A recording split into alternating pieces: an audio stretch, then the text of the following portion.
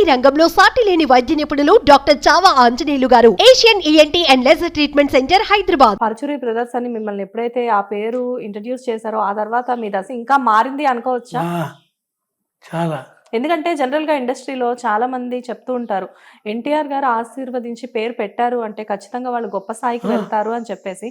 ఆ విధంగానే మీరు కూడా, అంటే ఆల్రెడీ అప్పటికి మీరు మంచి నాలెడ్జ్ ఉంది మీకు, కానీ మీరు ఇంకా ఎక్కువగా సక్సెస్ అయ్యారు అనుకోవడానికి అదొక సందర్భం అనుకోవచ్చా? వెంటనే అమ్మా గొప్ప గొప్ప వాళ్ళు వచ్చేది మాకు అడ్వాన్స్, మాకు డబ్బులు వస్తుంటే భయం, ట్యాక్స్ కట్టాలి కదా అప్పుడు. అంటే నేను పైగా ఏజ్ ఆఫీసులో పని. అవును, మీకు అసలు డబ్బులు తీసుకోవడం అలవాటు లేదు. ట్యాక్స్ ఏమో పైగా ఇన్కమ్ ట్యాక్స్ డిపార్ట్మెంట్ని కూడా మేము ఆడిట్ చేస్తాం. అంటే అసలు మీరు ఫస్ట్ ఇండస్ట్రీకి వచ్చిన తర్వాత అప్పుడే ఉంది మీ మొదటి పారితోషికం 3,000.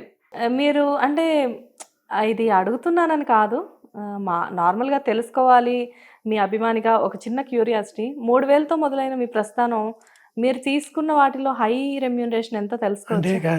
ఇన్కమ్ ట్యాక్స్ సబ్మిట్ చేస్తాం కదా, ఇది ట్యాక్స్ కట్టాలి. అవును, దాంట్లో చూపిస్తాం కదా, దాంట్లో 1 crore దాకా, 1 crore వరకు చూసి కట్టాము ట్యాక్స్. కానీ అంత ఈజీగా కూడా అవ్వవు, ఎంతో కృషి ఉండాలి, ఎంతో పట్టుదల, సమయస్ఫూర్తి, అన్నిటికీ మించి ఎంతో అనుభవం కావాలి. ఇవన్నీ కూడా ఓవర్ నైట్ లో అవ్వవు సార్. ఎందుకంటే కింద మీ పుస్తకాలు చూస్తే ఎంత, ఆ పుస్తకాలు చదివితే ఎంత అనుభవం వస్తుంది, ఎంత నాలెడ్జ్ వస్తుంది. పరిశీలి పెట్టే కదా రఘుబాబు నాటకం. అవును, ట్రస్ట్ దానికి ₹1 కోటి ఉన్నాయి. ఒకటి ఫిక్స్డ్ డిపాజిట్ ఓకే, దాంట్లో వచ్చిన డబ్బుతో ప్రతి సంవత్సరం ఇంకో ₹1 కోటి చేయాలని ఇప్పుడు అందరి దగ్గరికి వెళ్దాం అనుకుంటున్నా. ప్రభాస్ దగ్గరికి, ఇట్లా రాజమౌళి పెద్దలు ఉంటారు కదా, అంటే నాటకం కోసం చేయండి అని అడిగితే ఇస్తారని నా నమ్మకం. తప్పకుండా ఇస్తారని మేము ఆశిస్తున్నామండి. ఎందుకంటే మీ మీద ఖచ్చితంగా ఇండస్ట్రీలో మీకంటూ ఒక ప్రత్యేకమైన స్థానం ఉంది. అప్పటికి ఇప్పటికీ ఎప్పటికీ చెరగని, అంటే మీ మీద ఉన్న ప్రేమ, మీరంటే ఉన్న అభిమానం ఎవరిలో కూడా ఇంత కూడా తగ్గలేదు. సో తప్పకుండా అలాంటివన్నీ డెఫినెట్ గా అవుతాయి. ఇదే పేరు మా మనవడికి రావాలని. ఎస్, యాక్చువల్గా కమింగ్ టు ది పాయింట్ అండి, సుదర్శన్ గారు మీ మనోడు గారు, మీ బాబు వాళ్ళ సన్ ఆయన్ని లాంచ్ చేయబోతున్నారు త్వరలో అని చెప్పేసి మేము విన్నాము. అసలు ఆయన గురించి మనం కొంచెం సేపు మాట్లాడుకుందాము. చిన్నప్పుడు మనవడు ఒకటే, మా కొడుకే కదా, కొడుకు కూతురు, మీ వారసుడు. ఆ కొడుకు ఒక కొడుకు కూతురు. కూతుర్ని నేను చిన్నప్పుడు దాన్ని బాగా పెంచేవాడిని, మనవరాలని ప్రేమ అభిమానం మా అమ్మకి వాళ్ళందరికి. ఇంట్లో ఎవరికైనా ఆడపిల్ల అంటే గానే దాన్ని నేనే అమెరికా పంపించా. అక్కడెక్కడో పెద్ద చదువులు బాగా చదివింది. అవును, కానీ అది డాన్స్ నేర్చుకున్నాం, సింగరు, రవీంద్రవాసులు షోలు అన్నీ చేయించా. మా మనవాడు చదువు మనవాడికి చేయలే, ఆయన నా ఫీలింగ్ ఉండిపోయేది, ఈయన్ని యాక్టర్ చేయాలి, తప్పకుండా ఒక మంచి స్టార్ని చేయాలి. అంటే ఎంతో మంది స్టార్లు మీ చేతుల మీదుగా ఇంట్రడ్యూస్ అయ్యి పెద్ద పొజిషన్ లో ఉన్నారు కదా. అదే ఫస్ట్ సినిమా సూపర్ హిట్ అవ్వాలి, అయితేనే స్టార్ అవుతాడు. మరి మీ మనోడి సినిమాకి మీ వంతుగా మీరు ఏమైనా కథ ఇవ్వడం కానివ్వండి, ఇలాంటివి జరిగాయా? స్క్రిప్ట్ రెడీ చేశారు అంటే ఇప్పుడు ఆల్రెడీ లాంచ్ అవబోతున్నారు కదా, దానికి ఏమైనా ముందు ఫస్ట్ మూవీ మీ చేతుల మీదుగా ఏమైనా జరిగిందా? చదివారా? చదివి సలహా చెప్పి మార్పులు చేర్పులు చేశారు. నేను చెప్పి మిమ్మల్ని చేయమంటలా, మీరు గో హెడ్ సినిమా చేయండి, చూపించండి, అప్పుడు చెప్తా తప్పులు, అది ఇంకా ఈజీ. సో ఇప్పుడు ఇంకా అయితే నెక్స్ట్ మీ మనోడితో ఇప్పుడు లాంచ్ ఆల్రెడీ అవుతున్నారు, త్వరలో ఆయన పిక్చర్లో మన ముందుకు రాబోతున్నారు. కాకపోతే ఆయన ఇంట్రెస్ట్ తో పాటు మీ ఇంట్రెస్ట్ కూడా అది ఖచ్చితంగా లాంచ్ చేయాలి ఇండస్ట్రీకి అని చెప్పి. కానీ వాడు ఉత్సాహంగా వాడిని చూసే సినిమా వచ్చారు. సరే ఉత్సాహాన్ని కట్ చేయడం ఇష్టం. ఆ నిర్మాత నా దగ్గరికి వచ్చారు, డైరెక్టర్. సరే నేనే అడ్డు చెప్పను, మీరేమనుకున్నారు అది చేయండి, తీసి చూపించండి, నేను దాంట్లో చెప్తాను. అప్పుడు ఏమన్నా సజెషన్స్ ఇచ్చి రీషూట్ అంటే రీషూట్. ఉమ్, ఒకవేళ మనం ఎక్కువ కమిట్ అవ్వకూడదు. ఉమ్, అంటే ఆయన ఏదో అన్నాడు కదా ఉమ్, అంటారు. అవును. వాళ్ళు ఏం చేస్తారు చూడాలి.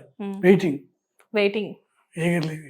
మీరు ఆల్రెడీ స్క్రిప్ట్ చూసారు అంటున్నారు కదా, మీకు ఎలా అనిపించింది? అంటే మీ మనోడిని రోజు మీరు ఇంట్లో బాగుంది. చూస్తూ ఉంటారు. స్క్రిప్ట్ బాగుంది. ఎప్పుడైనా షూట్ దగ్గరికి వెళ్ళడం కానివ్వండి, ఇలాంటివి ఏమైనా జరిగాయా? ఎప్పుడైనా షూటింగ్ కి ఎప్పుడైనా వెళ్ళారా? వెళ్ళారా? ఫస్ట్ లో వెళ్ళారు. మీకు ఎలా అనిపించింది మీ మనోడు యాక్టింగ్ కానివ్వండి, లేకపోతే ఆయన స్కిల్స్ ఎలా అనిపించాయి మీకు? ఉన్నాడు ఇటు బాగున్నాడు.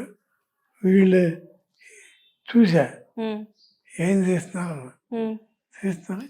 వాళ్ళు భయపడతారు కదా మనకి చెప్పడానికి. అవును, వాళ్ళు భయపడుతున్నారు తెలిసిపోయింది. తెలిసి వదిలే సినిమా చూస్తాను. అంటే ఈ సెట్లోకి వెళ్ళాను. ఎవరన్నా ఏమనుకుంటారు అన్నీ తెలుసు అనుకుంటారు. ముందు నాకెంత తెలుసు అనేది పక్కన పెట్టండి. ముందు వాళ్ళు తెలుసు అనుకుంటారు. లేకపోతే 366 సినిమాలంటే ఇన్ని సినిమాలు తీసిన అనుభవం మీ చేతిలో ఉండి ఇన్ని హిట్స్ ఇచ్చిన ఘనత మీ సొంతం అయితే తెలుసు తెలీదు అన్న క్వశ్చనే ఉంది సార్. ఖచ్చితంగా అన్నీ తెలుసు మీకు. అటు క్లాస్ ఆడియన్స్ని, ఇటు మాస్ ఆడియన్స్ని అందరినీ కూడా మీరు ఉరూతులోగించారు. అలాంటప్పుడు ఇంకా మీకు తెలుసు తెలీదు అన్న మాట ఏముంది? ప్రతిదీ మీకు తెలుసు. ఎగ్జాంపుల్ ఈనాడు సినిమా. ఈనాడు కృష్ణ గారు ఈనాడు. అది ఒరిజినల్ మలయాళం. అందులో అన్ని చాలా మలయాళం చాలా పొడి పొడిగా ఉంటాయి. అవును, మాటలు. మేము 14 పేజీలు రాసాం. 14 పేజీలు చదవన్నాడు కృష్ణ గారు. చేద్దాం అని బెజవాడ వెళ్ళి విజయవాడ షూటింగ్ అక్కడ భయంకరం జనం అప్పుడు. సార్ ఒక చిన్న మాట, ఎంతోమంది హీరోలకి మీరు కథలిచ్చారు, ఎంతోమంది డైరెక్టర్స్ తోటి వర్క్ చేశారు, అండ్ మీరు డైరెక్షన్ ఎన్ని మూవీస్ చేశారు? 9, 10. అంటే మీరు కేవలం టైం లేక మాత్రమే ఆ డైరెక్షన్ వైపు ఎక్కువ ఫోకస్ చేయలేకపోయారా? కానీ మన సినిమా తీసాం. ప్రజారాజ్యం అంటే పాలిటిక్స్ వాటి మీద మాకు ఎక్కువ అమ్మకాలు ఉండేది. ప్రజలకి మోసం చేసి వాళ్ళు మీద సినిమాలు చేయాలి. అండ్ శారద గారు మా సినిమాలో బాగా ప్రముఖంగా వస్తుంది. అప్పుడు ఆవిడ స్టార్డమ్ చూస్తారు కదా. అవును, శారద గారి మీద ఏమన్నా కథ చెప్పండి అంటే చెప్పేవాడు. మీ అభిమాన హీరో ఎవరు సార్? చిక్కు ప్రశ్న అది. కానీ ఖైదీ రాసినప్పుడు అండి చిరంజీవి గారు, ఆ తర్వాత ఆయన వల్ల మాకు ఇంద్ర అలాంటి సినిమాలు. అవును, అంత స్టార్ మెగాస్టార్ ఆయన సైరా నరసింహారెడ్డి. అది రాదు. కానీ అదేంటంటే ఆ వ్యక్తి పేరు బాగా తెలిసి ఉండాలి. ఉన్నే సైరా నరసింహారెడ్డి, సైరా అంతవరకే తెలుసు జనానికి. ఇంకా బాగా ఆడింది బాగుండు అనుకున్నాం. ఆడింది ఇంకా